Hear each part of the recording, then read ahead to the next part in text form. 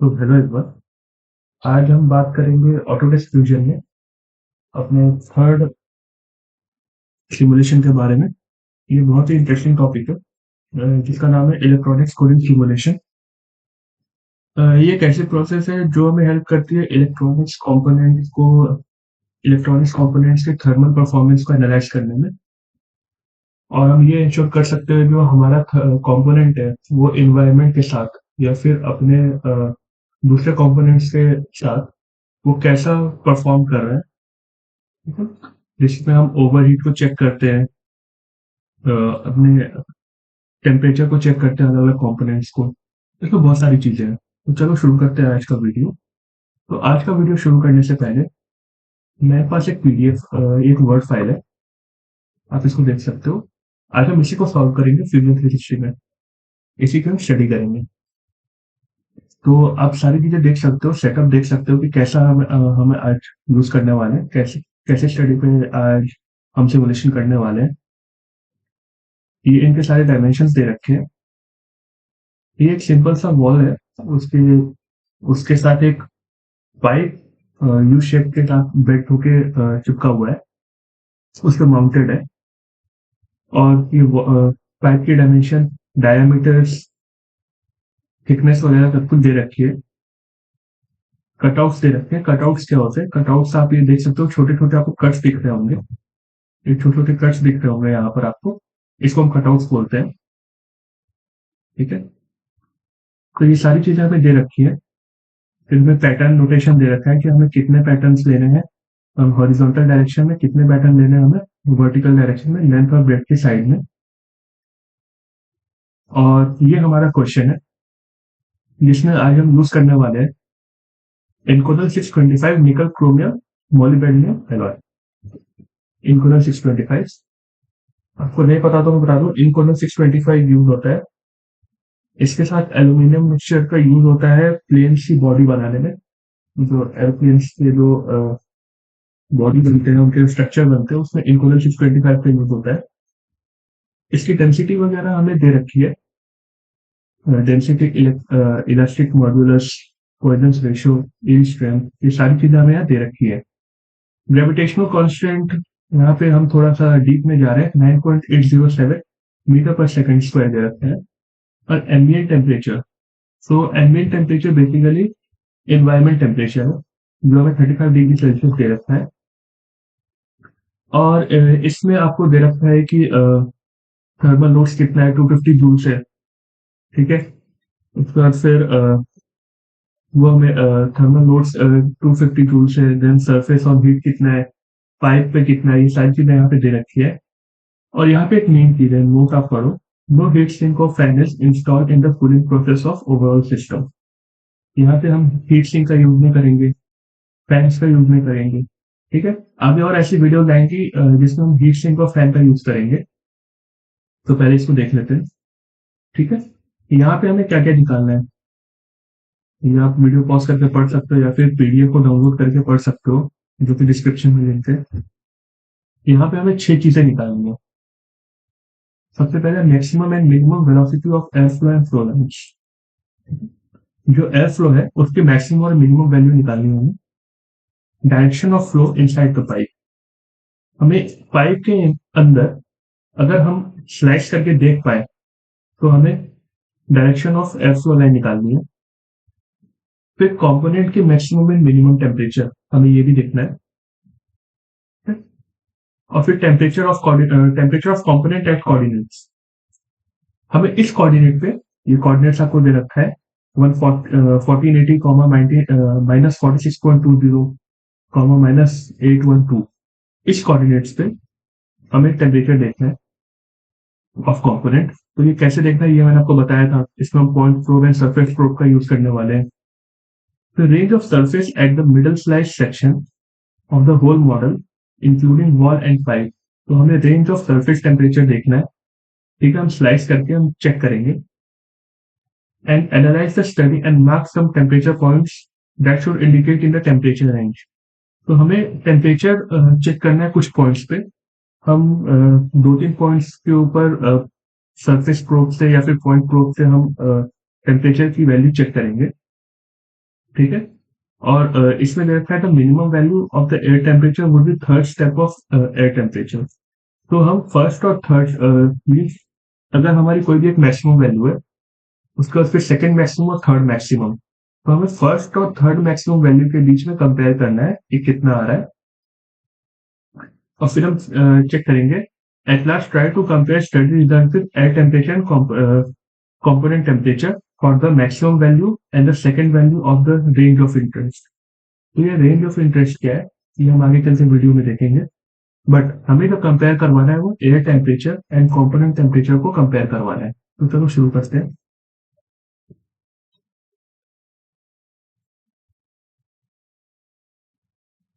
तो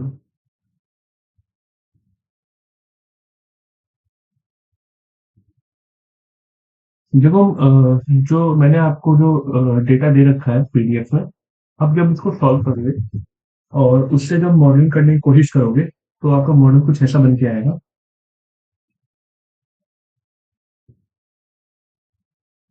कुछ ऐसा बन के आएगा, इसमें बेस वगैरह मैंने दे रखा है। ठीक है, तो सारी चीजें आपको यहाँ पे ध्यान रखनी है। ये बेस ये जो बेस है, ये बेस ये 40 सेंटीमीटर का है।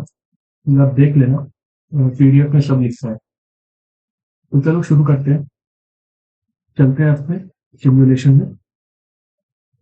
और आज हम इलेक्ट्रॉनिक्स कूलिंग करने वाले हैं। वेट करते हैं।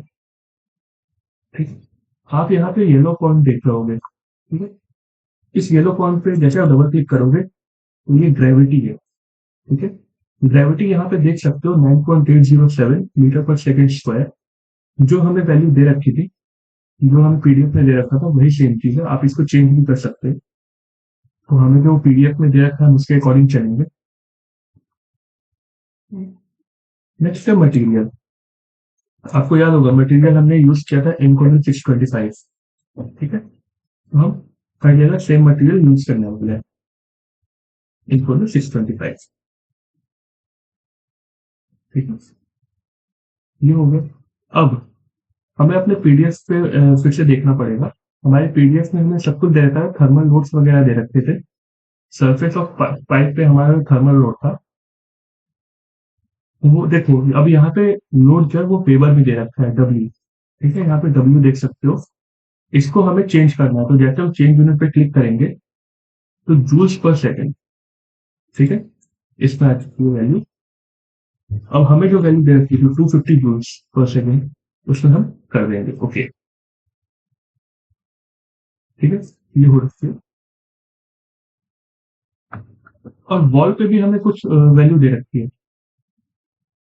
वॉल में फिर देखो यहाँ वेबर में आ रखा है चेंज यूनिट जूल पर सेकंड और 180।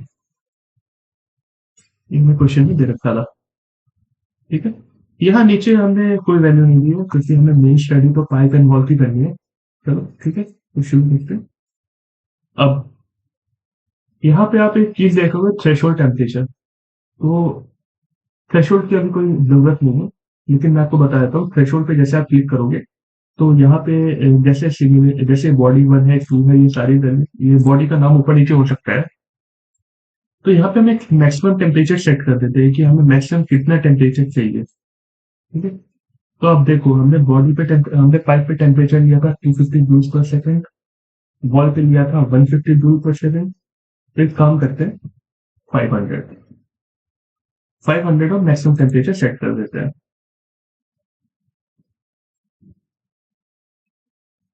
ठीक है, हमने 500 मैक्सिमम टेम्परेचर सेट कर दिया। अच्छा क्या है ये 500 डिग्री सेल्सियस? ये हमारा कोई भी जो टेम्परेचर है 500 डिग्री से ज्यादा एक्सीड नहीं करेगा। ठीक है, तो ये था हमारा बेसिक। हमने क्या दिया, मटेरियल अप्लाई कर दिया, लोड अप्लाई कर दिया, थ्रेशोल्ड कर दिया। ठीक है, अब देखो यहाँ कूलिंग में दो चीजें आ रही होंगी, हीट सिंक और फैन।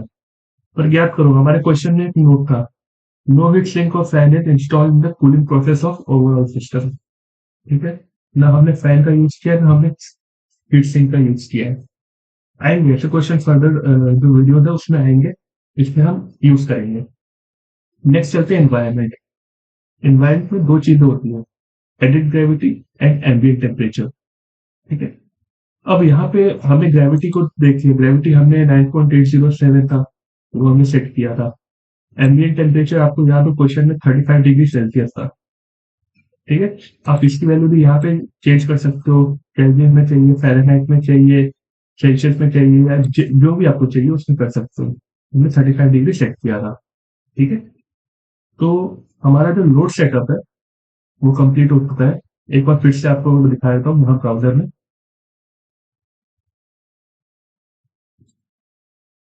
देखो, इनकोनल 625 हमने यूज किया था मटेरियल, क्वेश्चन में दे रखा है। थ्रेशोल्ड टेम्परेचर हमने वहां पे मैं एडिट करके दिखाता हूँ। थ्रेशोल्ड 500 डिग्री सेल्सियस हमने सबके लिए सेट किया है कि हमें जो स्टडी के लिए वैल्यू चाहिए वो हमें 500 से ज्यादा नहीं चाहिए। आप इसको कैलकुलेट करके भी कर सकते हो, ठीक है। या फिर आपको बहुत सारे केसेस में, मैक्सिमम केसेस में आपको थ्रेशोल्ड दे रखा होगा, ठीक है, तो वहां से आप कर सकते हो। नेक्स्ट, लोड केसेस में हमने इंटरनल हीट जो हमने पाइप पे लगाई थी 250 जूल्स पर सेकेंड हमने लगा दिया। और फिर इंटरनल हीट 2 जो है हमने इसको वॉल पे लगाया था 180 जूल्स पर सेकेंड, ठीक है।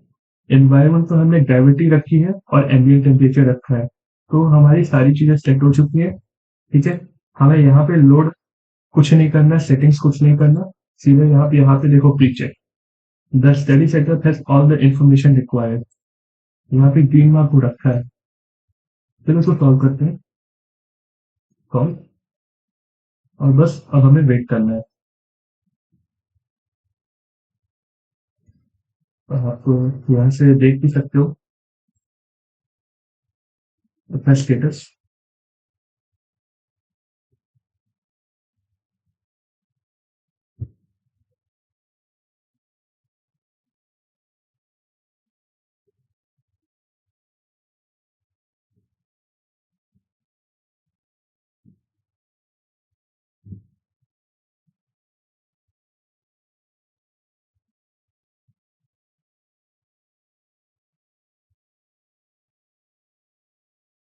तो हमारा जो सिमुलेशन है वो कंप्लीट हो चुका है, और इसमें कितना टाइम लगा वो मैं स्क्रीन पर लिख दूंगा, क्योंकि जो इलेक्ट्रॉनिक स्कूलिंग होती है वो बहुत ज़्यादा टाइम लेता है, ठीक है। तो अब हम चलते हैं रिजल्ट्स की तरफ।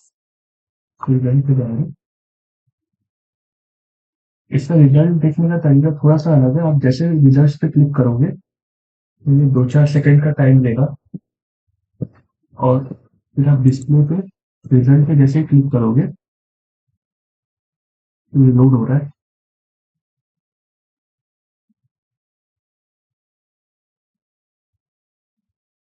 तो आप यहाँ देख सकते हो, थ्रेशोल्ड का देख सकते हो, हमें थ्रेशोल्ड का कोई काम नहीं है। तो अब चलते हैं अपने पांचों पार्ट्स की तरफ। जो हमारा क्वेश्चन था, जो सबसे पहला क्वेश्चन था, maximum and minimum velocity of air flow, ठीक है। तो यहाँ पे आप नीचे कंपोनेंट टेम्परेचर सारी चीजें आप देख सकते हो। तो यहाँ पे एयर वेलोसिटी है, आप जैसे इस पे क्लिक करोगे तो ये देखो, ये कुछ ऐसा आने वाला है, ठीक है। अब आप स्क्रीन के राइट साइड में देखो, यहाँ पे लिखा है फ्लो लाइन। आप एयर फ्लो पे क्लिक कर चेंज कर सकते हो।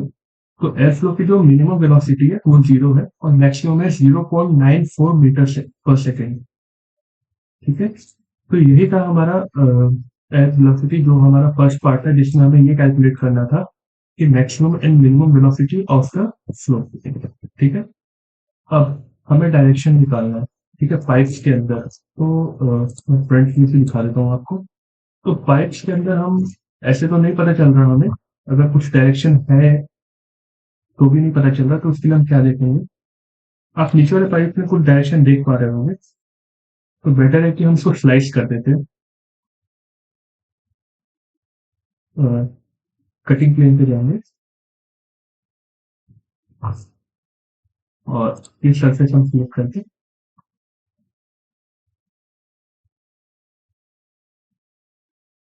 फिनिश कर देंगे। तो नहीं, हमें अंदर कोई प्लेन नहीं दिख रही।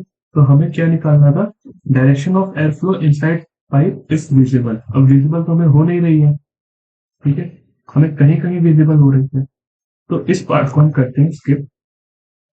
ठीक है, कटिंग फ्लेम को करते हैं ऑफ।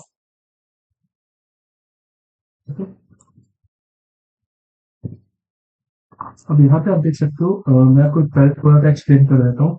यहाँ पे आप देख सकते हो, जो हमने एयर वेलोसिटी या फिर फ्लो वेलोसिटी हमने निकाला था एयर फ्लो, वो जीरो मिनिमम था और मैक्सिमम था 0.94 मीटर पर सेकेंड। तो इस केस में आप देख सकते हो यहाँ पे जो रेड लाइन है, ठीक है, ये मैंने आपको दिखा दी कैसे इसको हम कर सकते हैं, और इसको हम चेंज भी कर सकते हैं, स्केलिंग कर सकते हैं हम इसकी यहाँ से। ठीक है, आप ब्रेड मतलब लाइन की जो थिकनेस है उसको चेंज कर सकते हो। तो ये सारी चीजें यहाँ पे थी। अब हम चलते हैं अपने थर्ड पार्ट की तरफ, maximum and minimum temperature of the component. ठीक है, अब कंपोनेंट टेम्परेचर कैसे निकालेंगे, तो यहाँ पे देखो एयर वेलोसिटी के ऊपर एक ऑप्शन है कंपोनेंट टेम्परेचर, इसको क्लिक किया हमने। ठीक है, तो हमारे पास कंपोनेंट टेम्परेचर आ गया। सॉरी, मैंने प्लेन को कट किया था, इसमें वॉल गायब हो गई थी। तो यहाँ पे जो मिनिमम टेम्परेचर है उसका रेंज आ रहा है 35 डिग्री सेल्सियस से लेके 420.2 डिग्री सेल्सियस तक। ठीक है, तो इसको भी आप यहाँ से सेट कर सकते हो। थ्रेशोल्ड आप अभी बताऊंगा अभी क्या होता है थ्रेशोल्ड। थ्रेशोल्ड था कि जो हमने थ्रेशोल्ड टेम्परेचर सेट किया था, ठीक है, उसके अंदर ही रिजल्ट आ रहा है या नहीं आ रहा है, ये हम यहाँ से चेक कर सकते हैं। सो यहाँ पे जो कंपोनेंट टेम्परेचर जो हमारा थर्ड पार्ट था, maximum and minimum temperature of the component, तो ये हमारा मिनिमम टेम्परेचर है 35 degree Celsius and maximum temperature is 420.2 degree Celsius. ठीक है, अब यहाँ पे हमें तीसरा क्वेश्चन देता है temperature of component eight coordinates, हमें कोऑर्डिनेट्स निकालना था। तो इंस्पेक्ट में जाकर मैंने आपको बताया था point prove and surface prove. ठीक है, चलो पॉइंट प्रूव से निकाल लेते हैं, कोई इश्यू नहीं है, इसको कहीं भी रख देंगे। और यहाँ पे जो एक्स वाई जी की डायरेक्शन है वो हमें सेट करनी है। तो एक्स था हमारा 1420,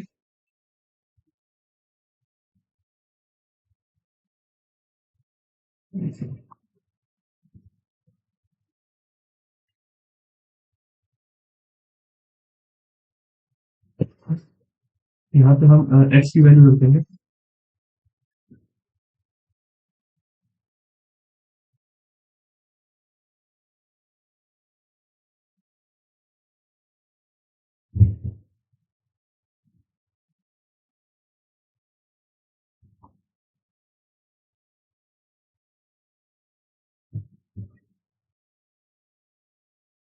सॉरी, कुछ गड़बड़ हो गई थी।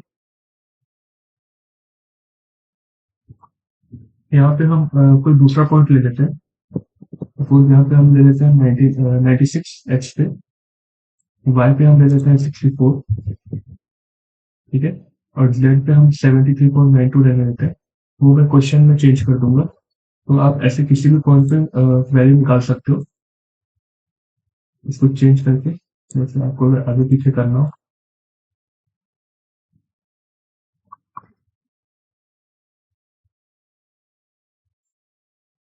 इस पॉइंट पे मैंने निकाला x eight -2.39, y is 11.01 and z is 100.39। तो एक सेकंड, मैं तो क्वेश्चन में भी चेंज कर देता हूँ।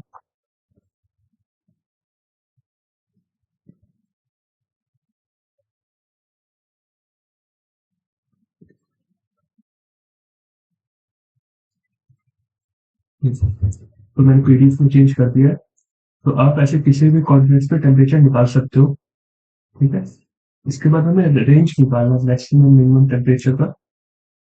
तो हम यहाँ पे एयर टेम्परेचर निकालेंगे, जो हमारा फिफ्थ पार्ट था, range of surface temperature at middle size section.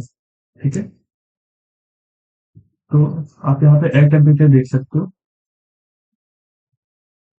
ठीक है, इसको हमने स्लैश किया। स्लैश को आप वैसे ही एक्टिवेट कर सकते हो क्योंकि पहले हमने स्लैश किया हुआ था इसका, ये आप देख सकते हो, ये स्लैश हो चुका है। अब यहाँ पर भी आप पॉइंट प्रोब से कोई भी टेम्परेचर निकाल सकते हो। जैसे यहाँ पे मैंने कोऑर्डिनेट्स पे ये टेम्परेचर है मेरा, मैं कहीं भी पॉइंट पे प्रोब रख के चेक कर सकता हूँ।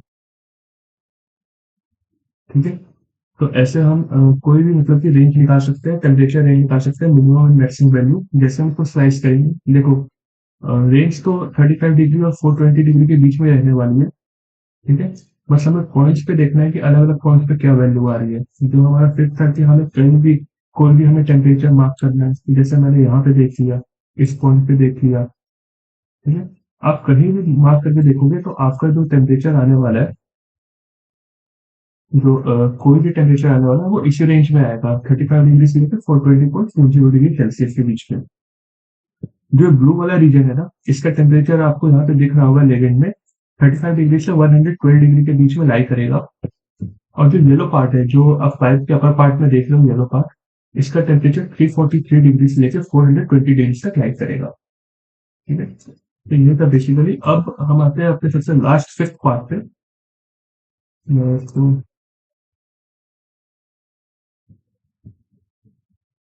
स्लैश कर देता हूँ।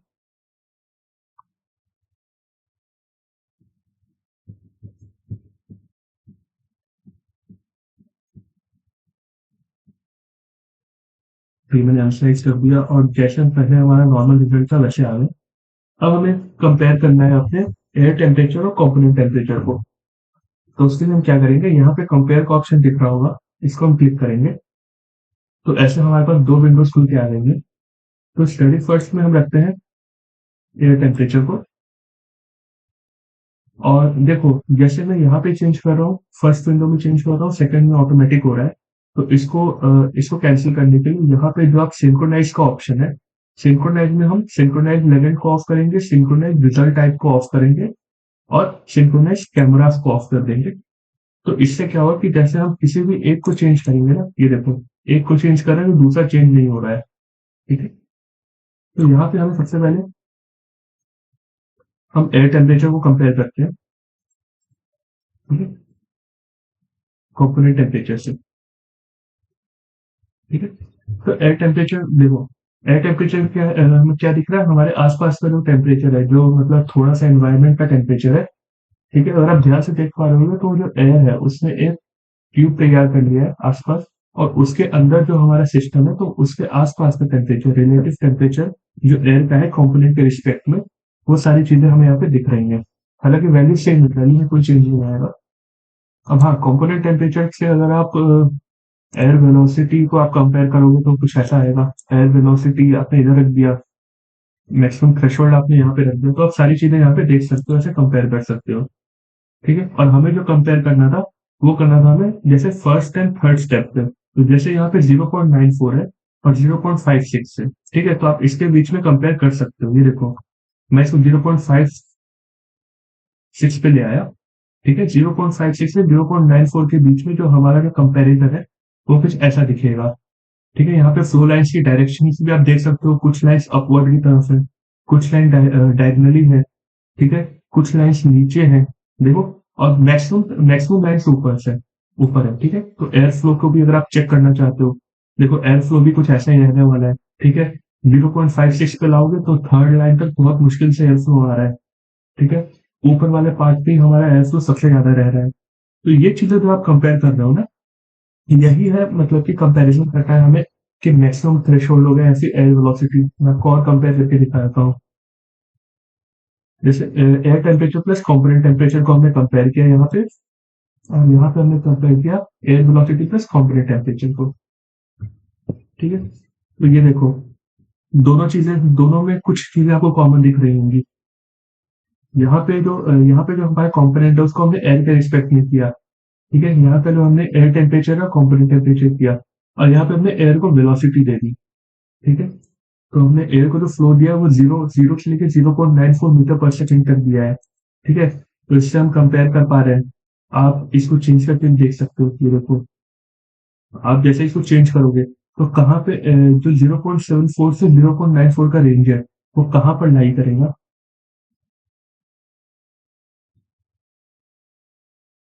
तो आप देख सकते हो। ये देखो, ऊपर की तरफ लाई कर रहा है, ठीक है। आपको और अच्छे से समझाने के लिए मैं ट्राई करता हूँ कि इन्वायरमेंट तो चेंज नहीं होगा, तो आप समझ ही रहे हो कि इसमें कैसे करना है। देखो, ये एयर की डायरेक्शन आपको दिख रही होगी, ये देखो, ये एयर, ठीक है, एयर कैसे कैसे एक्ट कर रहा है। इसको मैं अगर बढ़ा दूं तो ऊपर से नीचे की तरफ जा रहा है, ठीक है? तो यही था हमारा बेसिकली इलेक्ट्रॉनिक स्कूलिंग, तो इसमें हमने सारी चीज़ें सॉल्व कर ली थी। हाँ, बस एक जगह मिस्टेक आई थी, जो मैंने आपको कोऑर्डिनेट्स दिया था, वो गलत था। तो उसके लिए मैं सॉरी बोलता हूँ और इसको मैं पीडीएफ में सही कर दिया है मैंने, जो अभी आप डिस्क्रिप्शन में जो पीडीएफ आपको मिलेगा, उसमें एग्ज़ैक्ट वही कोऑर्डिनेट्स दिखेंगे जो हमने इस वीडियो में यूज़ किया है। ठीक है? और सबसे ज़्यादा इसमें मैं आपको एक चीज़ बता देता हूँ, सबसे ज़्यादा इसमें जो हमें टाइम लगेगा, वो हमें लगेगा सिमुलेशन के रिजल्ट्स आने में, क्योंकि क्लाउड पे स्टोर होके, क्लाउड पे सॉल्व होके रिजल्ट आने में हमारे पास बहुत ज़्यादा टाइम लगेगा।